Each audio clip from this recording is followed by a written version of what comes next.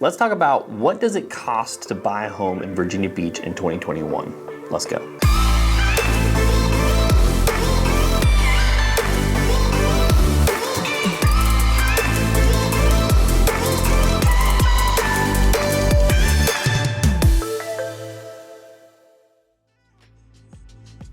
Hey, welcome back to the channel, or welcome to the channel, Living in Coastal Virginia. What does that mean? We talk about live, work, play, eat, pray, sleep, good, bad, ugly of the Coastal Virginia area.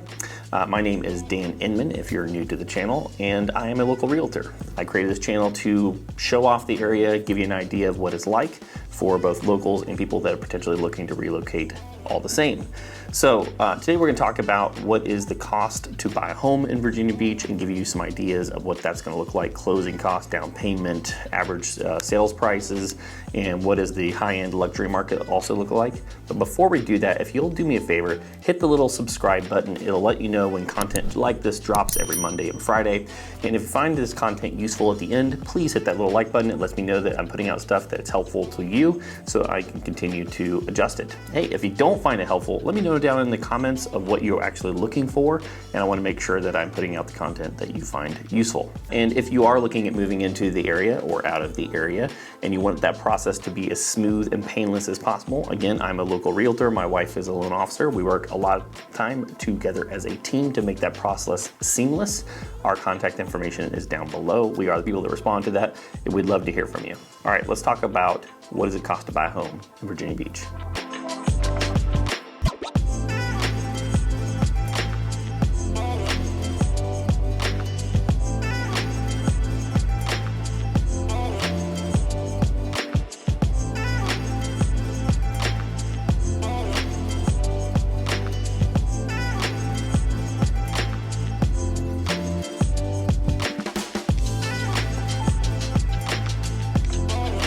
So first, I think let's address the different price points. We have entry price point, we have median / average price points, and then we have high-end and luxury. So let's define each one of those. We're gonna go off of the middle part, right? So the median or average. And before we get into that, I want you to understand the difference between median and average. Average is if you take every single thing that's sold and add it all together and then divide by the total number of sales, you get the average, right? The peak of that, that curve. Median would be if you took every single one of those sales and you picked the very middle sale. So sometimes average can be skewed one way or the other if there are some huge outlier cases at the end that pulls that data one direction or the other.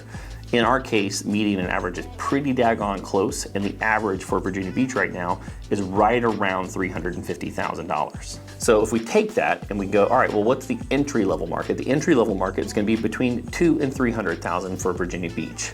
That will get you into Argonne Village. It'll get you right around Mount Trashmore. It would potentially get you into a lot of the South Virginia Beach. Now, many much of that is going to be townhomes and condo related. Don't forget that there is a condo fee attached to that, so you'll need to account for that in your monthly costs.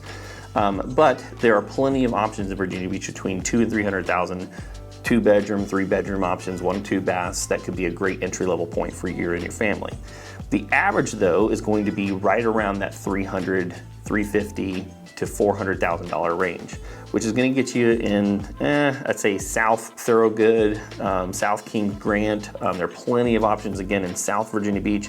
And when I say South Virginia Beach, I mean everything south of 264, which is the main highway heading out to the ocean front. Moving up from there, we're going to need to define what is high-end and what is luxury. So I like to define high-end as anything that's twice the normal, right? So if twice average is $350,000, well then that puts us in $700,000. And luxury, in my opinion, is 3 times whatever the average is, so that puts us right at about $1 million plus. In the high-end range, so double the average for the area, you're easily looking at Allenton, which is a fantastic neighborhood. You're looking at Linwood. You're looking at on the maybe west side of the north end, so not necessarily on the oceanside front, but on the west side, which is really close to the First Landing State Park there. Those are fantastic options right there. You're probably going to be looking somewhere in the range of 2,800 square feet to maybe 4,000 square feet. in that price range. Lastly, luxury, again, which is 3 times the average, which for us is gonna be about $1 million plus. This gives you a lot of options. You've got the North End, you have Croatan, you have Chicks Beach, Sandbridge. These are all areas that are gonna be very, very close to the oceanfront within walking distance, or if you're willing to go up into the 1.5 to 2.5 plus range, you can actually get a house on the water so you can get that boat into the water immediately, or you can be on the ocean front so that you walk out onto that master balcony and hear the waves crashing in the evenings.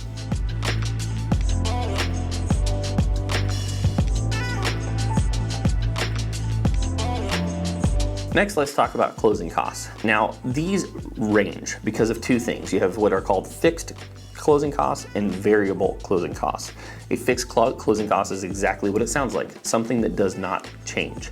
So in general, for an appraisal, let's say that that's $600 or $500. Well, $500 as a percentage of a $200,000 home is a much larger portion than, say, $500 of a $2 million home. It's a fixed cost that does not vary. And so what you'll find is a lot of times as the purchase price actually goes up, your closing costs as a proportion end up going down because there are a certain amount of fixed cost and variable costs associated with the sale of that property. I'm gonna have Sean put a little chart over here that shows kind of what you can potentially expect in different price ranges so that you can kind of account for that when you're looking at buying. One of the common questions that I get is, hey Dan, I've heard that you can finance closing costs, or can I get the seller to pay for those? The answer is yes, sort of. So you're not necessarily having the bank just give you extra money so that you can actually cover those closing costs. What you're effectively doing, and it's a little bit of a misnomer here, is you are offering potentially the seller more money for a property to get them to cover it. Now, this varies again in general because it depends whether it's a buyer's market or a seller's market or more of a neutral market. 2, 3, 4, 5 years ago, getting your closing costs financed into it or offering more for the property to get that financed into it was much easier than it was today. Because we're in such an aggressive seller's market at most price points, it can be very difficult to get the seller to cover those, right? Because that's coming out of their pocket or out of their net proceeds. And so if there are 2 or 3 or 4 or 5 or maybe even 10 other offers, well, the likelihood that you can get into a situation where maybe the home doesn't appraise for as much, or someone else says, hey, I'll cover my own closing costs, becomes challenging to win that bid if you're going to ask for them. There are also limits to the amount of seller's concessions, which is the proper term for this, that you can get depending on loan type and the amount that you put down. That is something that you'll have to speak to with my wife Rachel specifically when you do your custom success mortgage plan with her, and she can cover exactly what the loan type that you're using, how much seller's concessions you could potentially ask for, and what the limits of those are. Another important thing to pay attention to here is an appraisal. So what if the appraisal doesn't come back at the value which you're under contract for? What if, do you lower the price to the appraised value? Do you come up with the amount difference in cash? All of these things are why it's super important to have a professional on your side to help you negotiate these little minutia in the contract, and that's what I do on a daily basis. When it comes to closing costs, lastly I'd like to cover here is there are generally 3 costs that come out of pocket prior to close, right? So you have the day that you get under contract, you have the time span, which is usually 30 to 45 days, of which you're under contract, and then you have your closing day. So there are 3 things that come out of pocket at the beginning, and then the rest of it comes out at the end. Those 3 things are your earnest money deposit, your inspection costs, and your appraisal costs, in that order. So usually within 48 hours of getting under contract, you have to deposit what's called your earnest money deposit. That goes and it sits with either the broker or the attorney, and effectively it's the I'm serious money, right? Earnest, I'm serious money deposit. That's what we're doing with that money, right? And so this was what holds you to the contract. The smaller that amount, the less serious potentially a seller can take you. And so it's important to make sure that when you're negotiating a contract, right, the total amount that you offer, the closing costs that you do, all the contingencies or the things that you're requiring from a seller to do during a property, all of these are taken into consideration when you're bidding on a property. Earnest money deposit can be a large portion of that. If you put down a $5,000 or $10,000 earnest money deposit on a home, it makes a seller have a lot of confidence in your ability and seriousness in moving forward. Now, there are things within the contract that you can use to back out of this agreement and get your earnest money deposit back, right? But the more of that you are allowed to get out of, the less maybe serious that a seller will take you, or it's more risky for a seller if you can back out for those reasons. So again, there's some minutia to the contract and negotiation that goes along with all of this, and it's important to have somebody on your side that knows how to navigate that well. Next, after earnest money deposit is going to be your inspections. You can expect a minimum of around $350, maybe $500. It's going to depend on the size of the house, whether it's a condo, how old the home is, who the inspector is, and say the levels of inspection that you get. You could just get a general inspection. You could also have the HVAC checked out. You could have the plumbing line scoped. You could go all the way up to over $1,000 in inspection fees. Now again, the more that you do inspection-wise, the more wary the seller becomes, and in today's market, that can be more challenging to get under contract with all of those inspections. You have to decide what risk tolerances you're comfortable with, maybe how many reserves you have. So if you do buy it and something is wrong, you have this cash reserve to take care of that. But inspections is another cost that you have to expect to come out of pocket prior to close. And then lastly, you have your appraisal costs, right? Generally, this is going to be $500, $600 depending on the bank. We are seeing in some cases appraisals are being able to be waived depending on the amount that you put down. But it's going to have to pass an appraisal, and usually, or most of the time it's going to have to pass appraisal, and usually that cost is about $500, $600, right? So earnest money, inspections, and appraisal. I would account for a minimum of $1,000 for the earnest money deposit, a minimum for $500 for inspections, and a minimum of $500 for the appraisal costs, which is going to put you right around $2,000 at the bare minimum to get under contract and before you actually go to closing. So a couple other things that are going to affect closing costs that you need to pay attention to is what type of loan am I using, right? How much am I putting down? Are there condo fees? What type of insurances are attached to this property, right? And who is that service provider? What are the coverages that you're getting? And what are the limits and deductibles that you're taking on that? We have found that some insurance providers are definitely more expensive than others. And so that there is usually a time during this process where it makes sense to potentially shop. So a lot of people have used an insurance provider for a long period of time. Hey, why not go out there and shop and see if you can get some serious savings, and or take that bid, which you got from another company, and take it back to your company and say, hey, would you be willing to lower what we have in place already, say that you want to stick with them. A lot of times this happens with my clients who are with USAA. So I think it's an important time period in which you can use to shop for insurances and potentially lower the overall cost, and maybe do some bundling with like your home, your auto, if you have a boat, if you have ATVs, if bundling all of that together. Lastly, in closing costs, I think this is important to cover because we have such a heavy VA market here, lots of military. You have your VA funding fee. Now, you can opt to pay this up front, and the more that you put down, the less this funding fee becomes. There is a difference between first use and every subsequent use. So the very first time you use your funding fee is a smaller amount, and every subsequent use is a larger amount. I do have a chart that I gave Sean that he'll probably either put over to the side here or include down in the notes. But that's something that you have to account for. So if you're going to do 100% financing with a VA loan, let's say that's $300,000, and let's say the VA funding fee, I'm going to look down, is 2.3 on your first use. You're going to tack that on to the end of the loan, so $300,000 plus an additional 2.3%, and your loan amount is going to be that, and that's what your mortgage payment is going to be based on. Last two things I want to cover here are down payment, right, and then payment plan. So let's talk about down payment. One of the things you hear often is, hey Dan, shouldn't I be putting 20% down so that I can avoid PMI? And it's not just that cut and simple and dry. Again, this falls a little bit into the category of what you'll go over with when you talk with Rachel about creating that custom success a custom mortgage success plan for you and your family and your financial situation, but there may be there are several situations that you should take into consideration where 20% may not make sense for you. Number one is liquidity or keeping a cash reserve. So let's say that you have the ability to put 20% down, but this eats up the majority of your savings. I'm a little bit, I'm getting the grays in here, I'm getting a little more conservative. I like having a little bit more of a cash cushion. It helps me sleep at night. What if you buy the house, put 20% down, and the transmission goes? Or grandma gets sick and you need to fly home. Or something happens medically that you need some extra cash to be able to take care of. Having that liquidity could be more important to you than necessarily not paying PMI, right? So that's something that you need to weigh. Next, I think another consideration to have is the home well within your finances, right? So is your mortgage payment going to be substantially under what would be considered maybe being in the category of house poor? Usually this means that your mortgage payment is under 28 to 25% of your gross take-home pay. But being in this position means that putting less than 20% down does not put you in a situation where you can't sell later on, say sooner.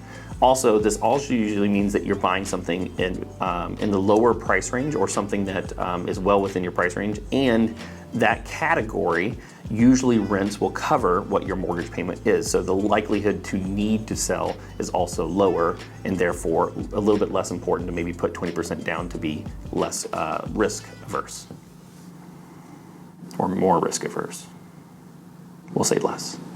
Thirdly, are you in a fast rising market, right? So if, say you put 10% down instead of 20% down to keep those cash reserves, well, if we see 5 or 6 or 7 or 10% appreciation for 2, 3, 4 years in a row, you're going to reach that equity point of 20% down quite quickly.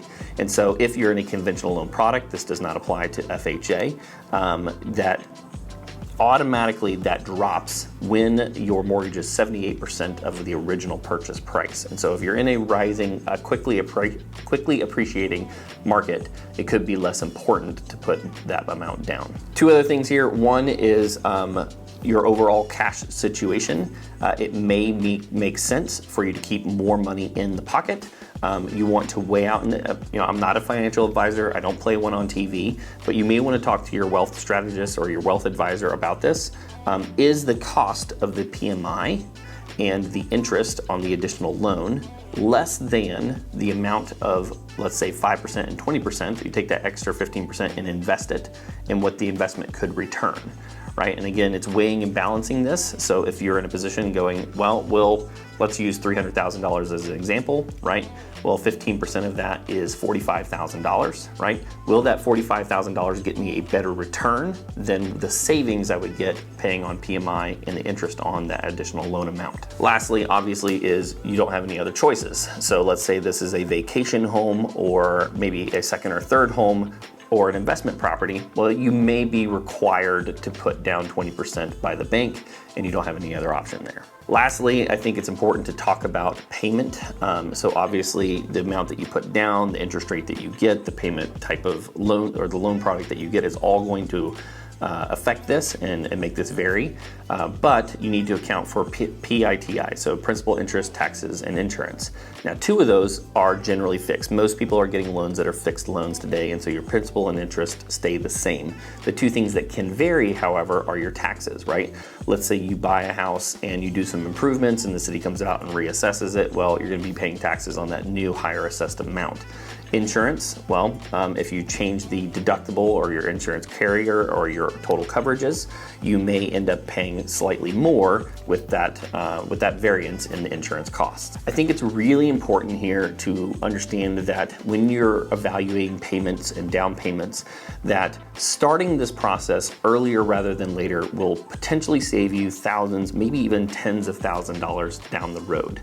Right? What if there are some things in your credit that you weren't paying attention to that you could have taken care of 6 months before that put you into a different, APR or interest rate bracket?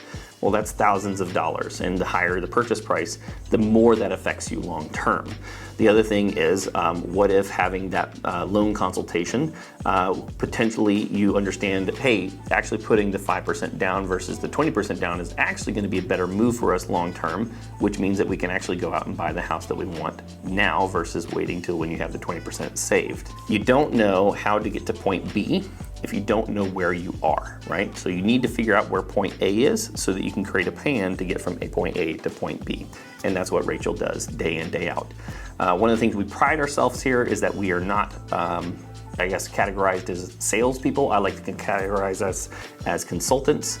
Our goal is to make you feel heard, to understand your situation and give you advice custom to what you're trying to accomplish, and that you're never gonna feel any pressure from us other than towards a direction that we feel like is best for you and your family. Hey, was this helpful? I wanna make sure that, again, I'm putting out content that you like and is helping you make decisions that are best for you and your family. If you could do me a huge favor, hit that little like button down at the bottom. It lets me know that I'm doing my job well.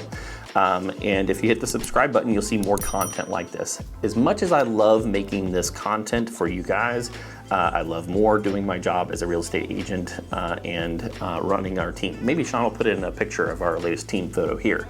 This is our team. We work it day in, day out to make that transition as smooth and easy as possible, whether that's buying or selling or investing, and we'd love to help you. All of our contact information is down below, and we are the people that respond to that. So until next time, in the next video, we'll see you later.